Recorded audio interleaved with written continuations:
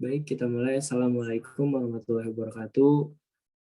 Selamat siang, pagi, sore, atau malam semuanya.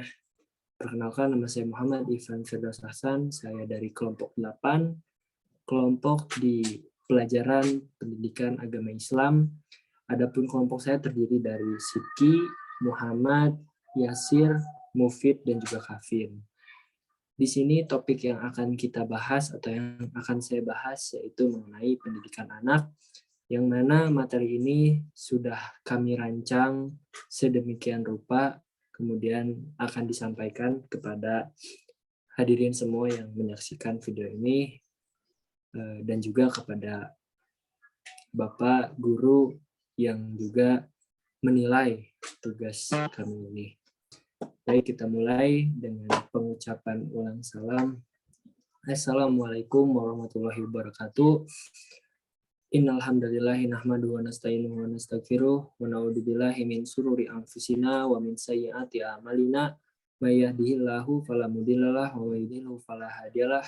Asyhadu an la ilaha illallah wa asyhadu anna Muhammadar Rasulullah sallallahu alaihi wasallam wa ala alihi wa ashabihi amma ba'du.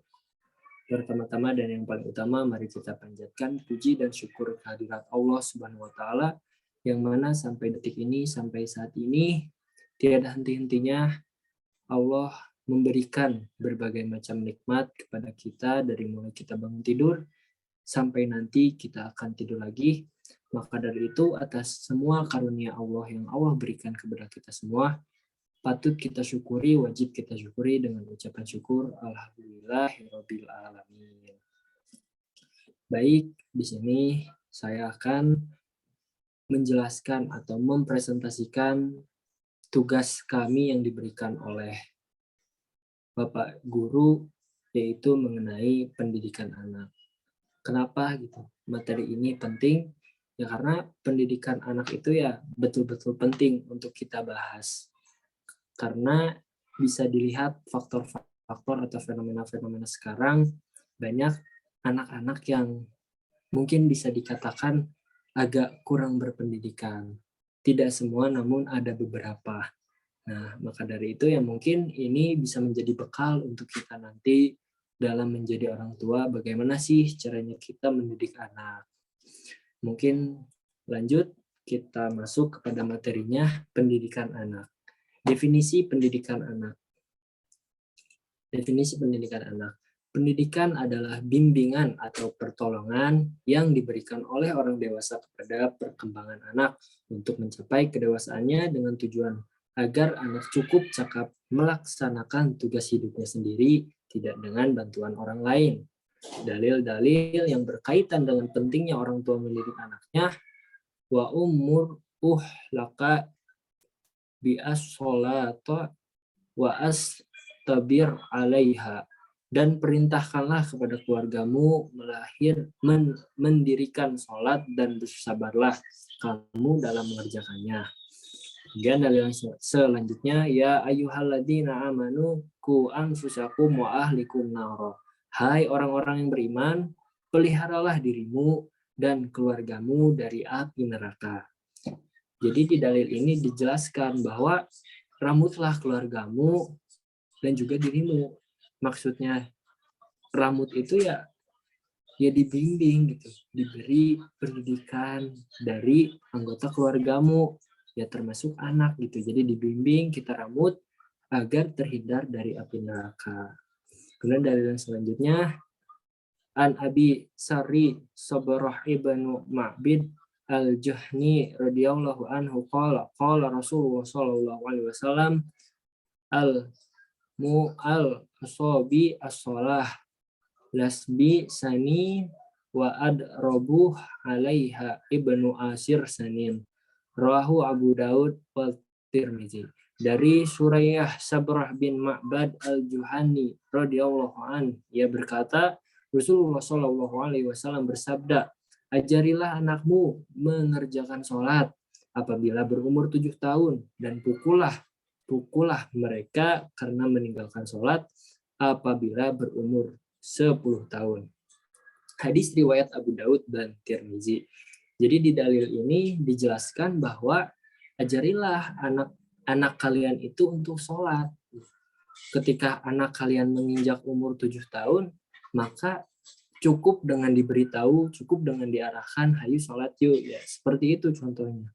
Lalu apabila sudah berumur 10 tahun dan ternyata masih susah, boleh memukul, tapi yang memukulnya dengan batas wajar gitu.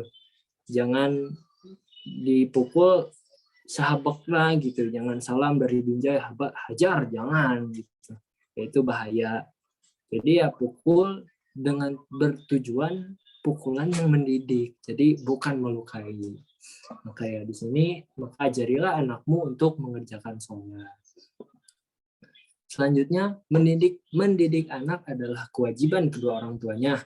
Sungguh beruntung dan berbahagialah orang tua yang telah mendidik anak-anak mereka sehingga menjadi anak yang soleh. Karena orang tua akan mendapat aliran pahala dari anak soleh yang dimilikinya.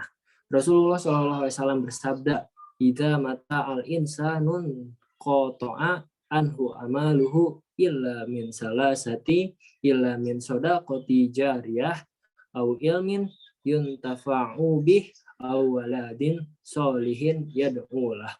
Apabila seorang telah meninggal dunia, maka seluruh amalnya terputus kecuali 3, yaitu sedekah jariah, ilmu yang bermanfaat, dan anak soleh yang mendoakannya. Hadis riwayat Muslim nomor 1631.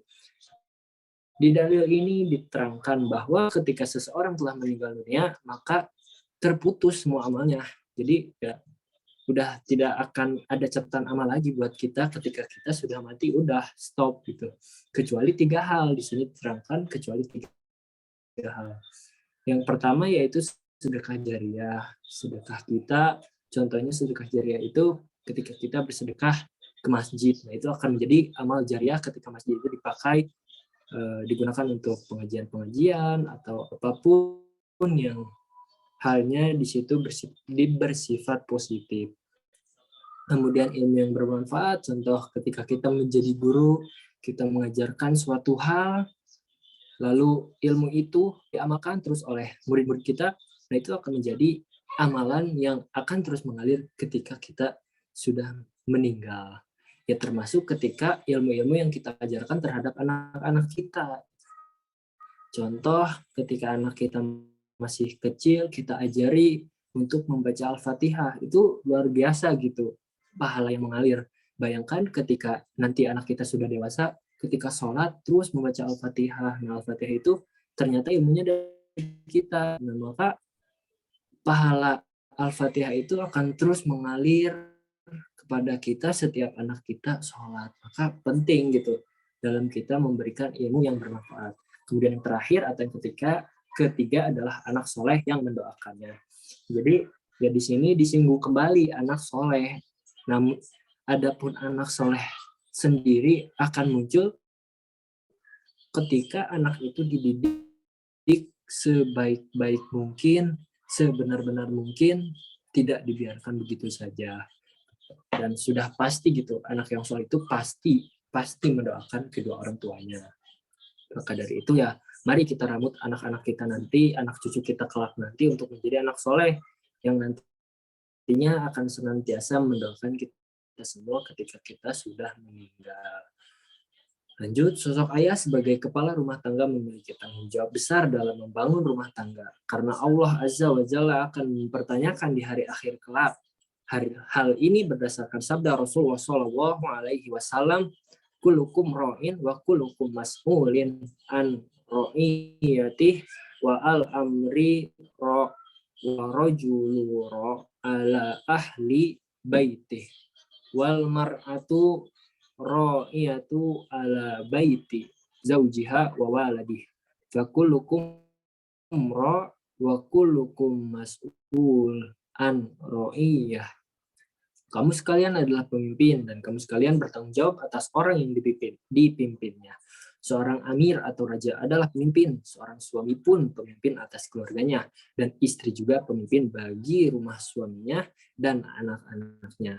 Kamu sekalian adalah pemimpin dan kamu sekalian yang akan diminta pertanggungjawabannya atas kepemimpinannya. Maka dari dalil ini sudah sepatutnya, sudah sepantasnya kita di sini untuk mempersiapkan diri kita betul-betul, mensiap-siapkan diri kita untuk menjadi pemimpin kelak. Yang nantinya ketika kita sudah siap, kita bisa mendidik anak-anak kita untuk menjadi anak-anak yang soleh dan soleha. Tata cara mendidik anak agar soleh. Mendidik anak adalah hal yang perlu dipelajari agar tidak salah mendidik yang menyebabkan dampak buruk terhadap masa depan, perilaku, dan sifatnya. Oleh karena itu, diperlukannya tuntunan dalam mendidik anak. Mendidik anak adalah hal yang kompleks, banyak aspek yang perlu diperhatikan agar terjadinya keselarasan di aspek akademik, psikologis, dan agamanya. Ikhtisar khusus. Satu, mengajarkan tauhid. Tauhid adalah landasan Islam yang paling penting. Oleh sebab itu, mengajarkan pendidikan tauhid kepada anak merupakan kewajiban yang mutlak dan paling utama. Sebagaimana Luqman telah mengajarkan tauhid kepada anaknya yang disebutkan dalam Al-Quran surah Luqman ayat 13, Allah Subhanahu wa taala berfirman, wa id qala Luqman libanihi wa hu ya'iduhu ya bunayya la nusyrik billah inna syirka la dzulmu adzim. Artinya, dan ingatlah ketika Luqman berkata kepada anaknya, wahai anakku, janganlah kamu menyekutukan Allah. Sesungguhnya kesyirikan itu merupakan kezaliman yang besar. Quran Surah Luqman ayat 13. Nomor 2, mengajarkan adab dan akhlak pendidikan dalam keluarga merupakan madrasah pertama dan utama bagi perkembangan anak. Keluarga merupakan tempat pertama dalam memperoleh sesuatu, salah satunya adab dan akhlak yang dapat dijadikan fondasi bagi anak dalam berinteraksi dengan lingkungan mereka nantinya. Ada banyak macam-macam adab, etika, dan akhlak yang dapat diajarkan pada anak. Misalnya, adab dan akhlak kepada Allah Subhanahu wa taala tidak berlaku syirik, adab dan akhlak kepada Rasulullah melaksanakan sunnah-sunnahnya, serta adab dan akhlak kepada sesama manusia.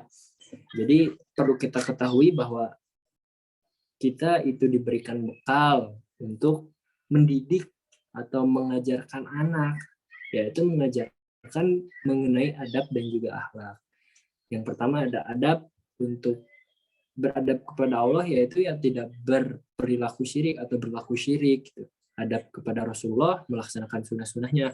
Kemudian adab dan akhlak kepada sesama manusia. Ya, contohnya seperti menghormati kepada orang yang lebih tua, menghormati sesamanya, saling menyayangi, saling menjaga. Nah, itu juga termasuk adab kepada sesama manusia. Lanjut, yang ketiga, mengajar ibadah. Memperkenalkan agama pada anak sedari dini adalah suatu hal yang penting. Ini dapat dilakukan dengan cara selalu menyertakan anak dalam kegiatan ibadah. Allah Subhanahu wa taala berfirman dalam surat Al-Ahzab ayat 21, Bismillahirrahmanirrahim, laqad kana lakum fi Rasulillah uswatun hasanah liman kana yarjullah wal yaumal akhirah wa dzakarallaha katsira. Artinya, sungguh telah ada pada diri Rasulullah itu suri tauladan yang baik bagimu, yaitu bagi orang yang mengharap rahmat Allah dan kedatangan hari kiamat dan yang banyak mengingat Allah. Quran Surah Al-Ahzab ayat 21. Jika anak terbiasa beribadah sejak dini, maka kebiasaan itu terbawa sampai mereka tumbuh besar. Maka penting bagi kita ketika nanti menjadi orang tua untuk mengajarkan anak-anak kita itu untuk beribadah, gitu. Mengajarkan anak-anak kita untuk rajin beribadah.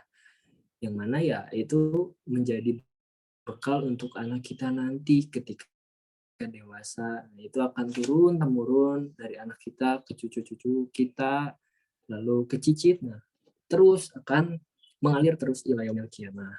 Kemudian yang keempat, bersikap lemah lembut sekaligus tegas. Orang tua perlu bersikap lembut dan mengasihi anak mereka, namun ada kalanya perlu juga bersikap tegas dalam mendidik anak.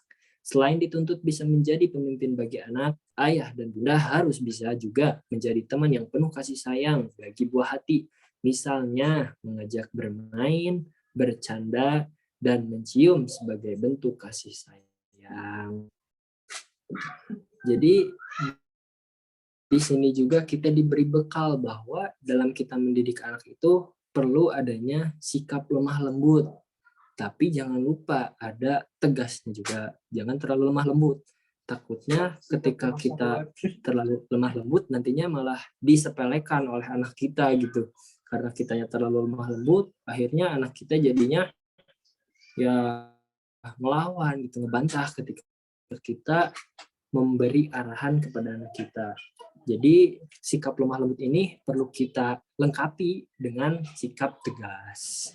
Maka dua ini tadi akan berkesinambungan yang nantinya insya Allah akan menciptakan anak-anak kita menjadi anak soleh dan soleha. Lanjut yang kelima, bersikap adil. Orang tua harus bersikap adil kepada semua anak-anaknya. Terkadang tak sedikit orang tua yang memiliki sikap yang berbeda pada salah satu atau sebagian anak dibandingkan anak-anak lainnya, baik dalam hal materi maupun non-materi. Jadi di sini itu ya kita harus adil gitu kepada semua anak-anak kita. Kecuali kalau misalkan nanti kita anaknya cuma satu atau cuma memiliki anak tunggal cuma satu, ya itu sudah jelas harus adil gitu. Nah ini kalau dalam kasus anaknya banyak, ada beberapa, nah itu semua tuh harus merata gitu. Jangan sampai dibeda-bedakan. Misalkan anak pertama jajannya cuma 5.000, loh kok anak keduanya 50.000, kan itu nggak adil gitu. Nah dari hal tersebut aja harus adil, baik itu materi ataupun non materi. Contoh dari kasih sayang, nanti misalkan kita punya anak, jangan sampai anak kedua lebih disayang daripada anak ke satu. Rasa sayang itu pun harus merata, karena nantinya kalau dari anak kita sendiri punya rasa iri hati kepada saudaranya sendiri, ya itu akan membuat perpecahan di keluarga di kemudian hari gitu. Maka dari itu ya kita sebagai orang tua nantinya harus memiliki sikap adil ini. Selanjutnya adalah Al-Quran mengajarkan orang tua untuk mendidik anak menjadi generasi yang kuat sebagaimana disebut dalam Al-Quran surah An-Nisa ayat 4 dan hendak nomor surat 4 ayat 9. Dan hendaklah takut kepada Allah orang-orang yang seandainya meninggalkan di belakang mereka anak-anak yang lemah, yang mereka khawatir terhadap kesejahteraan mereka. Oleh sebab itu, hendakkan perkataan yang benar. Kita perlu mewariskan generasi yang kuat dimulai dari anak-anak. Kuat di sini mencakup 4 aspek. Kuat dalam hal fisik, kuat dalam hal ilmu, kuat dalam hal iman atau tidak musyrik, dan kuat dalam hal karakter atau akhlak. Tidak bisa disangkal bahwa lingkungan pergaulan bisa memengaruhi perilaku seorang anak. Jika pendidikan yang sangat mendasar oleh orang tua yaitu nilai-nilai keagamaan, karakter dan akhlak sudah melekat dengan baik dan terjaga terus, insya Allah seorang anak tidak akan terjerumus pada hal-hal yang negatif. Komunikasi yang intensif antara orang tua dan anak harus terjalin dengan baik. Jangan sampai hal ini terabaikan karena kesibukan sehari-hari orang tua. Dan yang terpenting, orang tua jangan beranggapan pendidikan anak sepenuhnya cukup diserahkan kepada lembaga pendidikan seperti sekolah, madrasah, pesantren, atau perguruan tinggi. Orang tua adalah pendidik sejati yang utama bagi seorang anak, bahkan sampai anak telah hidup bermasyarakat. Dengan demikian, dengan izin Allah, anak dapat terhindar dan dijauhkan dari perilaku yang menyimpang dari jalannya, seperti kezaliman, manipulasi, korupsi, perzinaan, atau tindakan amoral lain sepanjang hidupnya. Tidak ada seorang muslim pun yang mempunyai 2 putri yang kemudian dirawat dan dididiknya dengan baik kecuali orang tersebut akan dimasukkan ke dalam surga. Hadis riwayat Bukhari. Hadis ini menunjukkan betapa tingginya penghargaan atas tanggung jawab merawat dan mendidik anak. Keikhlasan dalam mendidik anak dengan disertai iringan doa adalah kewajiban utama orang tua kepada anak. Dengan demikian, anak juga akan selalu berbuat baik kepada orang tua serta mendoakannya. Hal itu akan terus dilakukan oleh seorang anak walaupun orang tuanya telah wafat. Wallahu a'lam. Kemudian yang terakhir ada pesan. Oleh sebab itu, kedua orang tua harus bangkit melaksanakan kewajibannya terhadap anak berupa perhatian, pengawasan, dan pendidikan yang baik, agar kelak menjadi generasi yang baik dapat memberi manfaat bagi orang tua dan kaum muslim yang lain. Mudah-mudahan kita nantinya bisa menjadi orang tua yang baik, bisa mendidik anak-anak kita menjadi anak-anak yang soleh dan soleha, bisa bermanfaat bagi nusa, bangsa, agama, dan negara. Terima kasih. Mudah-mudahan apa yang telah saya sampaikan bisa memberikan manfaat kepada hadirin semua, kepada teman-teman yang menyaksikan, dan juga kepada Bapak Guru.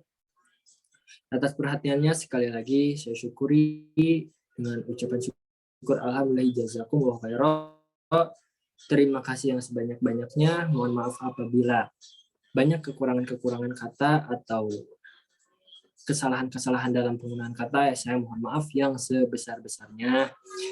Akhir kata, wassalamualaikum warahmatullahi wabarakatuh.